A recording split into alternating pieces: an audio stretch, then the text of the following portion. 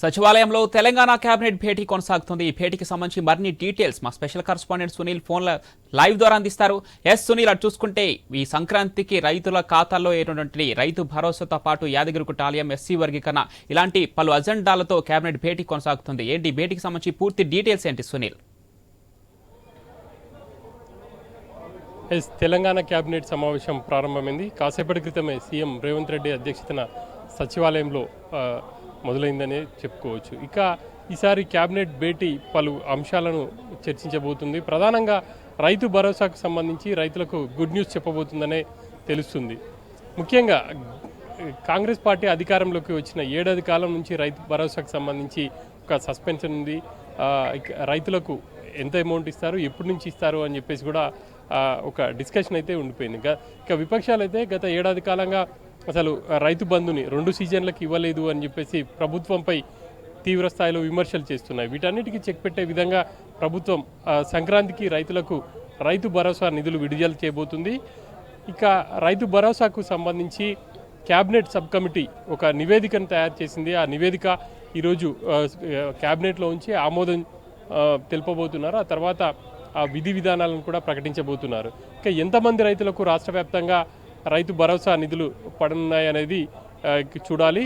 ఇప్పటికే విపక్షాలు మాత్రం రైతు భరోసాపై తీవ్ర స్థాయిలో ప్రభుత్వంపై విమర్శలు చేస్తున్నాయి. గత ప్రభుత్వంలో అంటే బీఆర్ఎస్ అధికారంలో ఉన్నప్పుడు ఎవరైతే రికార్డులో ఉన్నారో రైతులు, వాళ్ళకి సంబంధించి రైతు భరోసా నిధులు విడుదల చేశామని చెప్పేసి బీఆర్ఎస్ నేతలు చెప్తున్నారు. కానీ ఇప్పుడున్నటువంటి సమాచారం మేరకు ఎవరైతే సాగు చేస్తారో, ఎన్ని ఎకరాల వరకు సాగు చేస్తారో ఆ రైతులకు మాత్రమే రైతు భరోసా ఇస్తారు అనేది ఇప్పుడు ఉన్నటువంటి ఫీడ్బ్యాక్.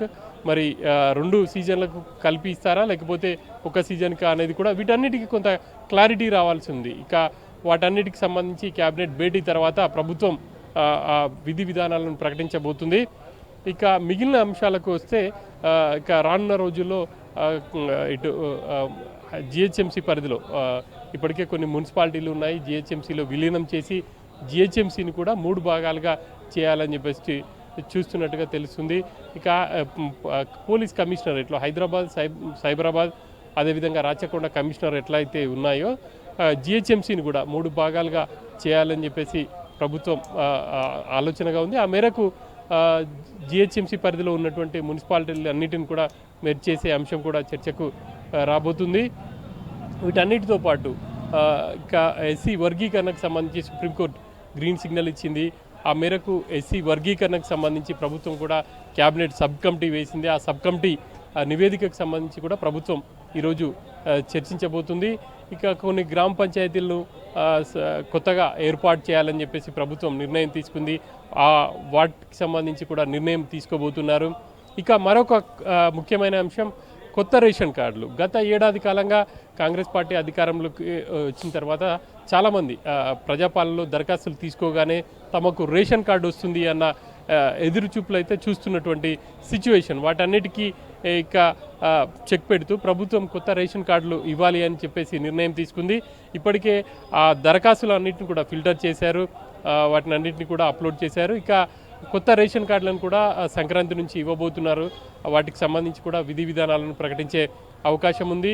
కొత్త రేషన్ కార్డులు ఇవ్వడమే కాదు, ప్రభుత్వం వాళ్ళందరికీ కూడా సన్నబియ్యం ఇవ్వాలని చూస్తుంది. రాష్ట్ర వ్యాప్తంగా ఎన్ని రేషన్ కార్డులు ఉన్నాయి, ఎంత ధాన్యం సేకరించాలి, మరి వాళ్లకు రెగ్యులర్గా ఇవ్వాలి కాబట్టి ఎంత అవసరం అవుతుంది, వీటన్నిటికి సంబంధించి ఈరోజు క్యాబినెట్లో కీలక నిర్ణయం తీసుకునే ఛాన్స్ అయితే కనిపిస్తూ ఉంది. మొత్తానికైతే ఈ భేటీ చాలా కీలకమైనటువంటి భేటీ అని చెప్పేసి చెప్పుకోవచ్చు. ఎందుకంటే చాలామంది రైతులు సంవత్సర కాలంగా ఎదురు చూస్తున్నారు రైతు భరోసా కోసం. వాటికి సంబంధించి అయితే ఒక గుడ్ న్యూస్ అయితే ఉండబోతుంది. ఇక అదేవిధంగా రైతు కూలీలకు సంబంధించి కూడా ప్రభుత్వం సంవత్సరానికి 12,000 రూపాయలు ఇస్తామని ఎన్నికల ముందు చెప్పింది. దానికి సంబంధించి కూడా ఎలా ఉండబోతుంది, వాటికి సంబంధించి ప్రభుత్వం ఏమైనా నిర్ణయం తీసుకోబోతుందా అనేది కూడా ఈ క్యాబినెట్ భేటీ తర్వాత తెలిసే అవకాశం ఉంది. పవన్, రైట్. ఇక చూసుకుంటే యాదాద్రిని యాదగిరిగుట్టగా మార్చిన తర్వాత ప్రభుత్వం యాదగిరిగుట్ట ఆలయం అభివృద్ధికి సంబంధించి కొన్ని కీలక నిర్ణయాలు తీసుకుంటుంది. అదేవిధంగా ఈ రోజు ఆలయ బోర్డుకు సంబంధించి కొన్ని కీలక నిర్ణయాలు తీసుకునే అవకాశం అయితే ఎక్కువగా కనిపిస్తుంది. యాదగిరిగుట్ట ఆలయానికి సంబంధించి ఈరోజు ఎలాంటి అంశాలు చర్చకొచ్చే అవకాశం ఉందనుకోవచ్చు?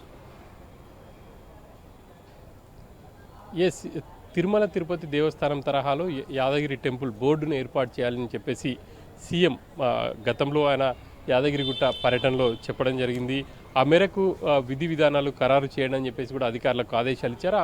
ఇక అధికారులు వాటికి సంబంధించి ఇప్పటికే పూర్తి స్థాయిలో ఒక నివేదికను కూడా తయారు చేశారు. ఆ నివేదికను ఈరోజు క్యాబినెట్లో ఉంచి యాదగిరిగుట్ట దేవస్థానానికి సంబంధించి ఇటు నిర్ణయం తీసుకోబోతున్నారు. యాదగిరి గుట్ట అని చెప్పేసి అంటే గత ప్రభుత్వం యాదాద్రిగా మార్చింది. కానీ కాంగ్రెస్ ప్రభుత్వం అధికారులకు వచ్చిన తర్వాత పాత పేరుని పునరుద్ధరించాలని చెప్పేసి అనుకున్న నేపథ్యంలో వాటన్నిటికి సంబంధించి ఈరోజు క్యాబినెట్లో చర్చించి ఇక యాదగిరి గుట్టతో పాటు టెంపుల్ చైర్మన్ కావచ్చు, అదేవిధంగా తిరుమల తిరుపతి దేవస్థానంలో బోర్డును కూడా ఏర్పాటు చేసే విషయం ఈరోజు క్యాబినెట్లో చర్చించి నిర్ణయం తీసుకోబోతున్నారు. సో దానికి ఆమోద ముద్ర పడితే మాత్రం ఖచ్చితంగా యాదగిరి టెంపుల్కు రానున్న రోజుల్లో చైర్మన్తో పాటు సభ్యులను కూడా నియమించే అవకాశం ఉంటుంది. ఇక నిర్ణయాలు కూడా టెంపుల్ చైర్మన్ నేతృత్వంలో అక్కడ ఉన్నటువంటి ఈవో కావచ్చు తీసుకునే అవకాశం ఉండబోతుంది. వాటికి సంబంధించి కూడా ఈరోజు చర్చించబోతున్నారు. Pawan. Right Sunil, thank you.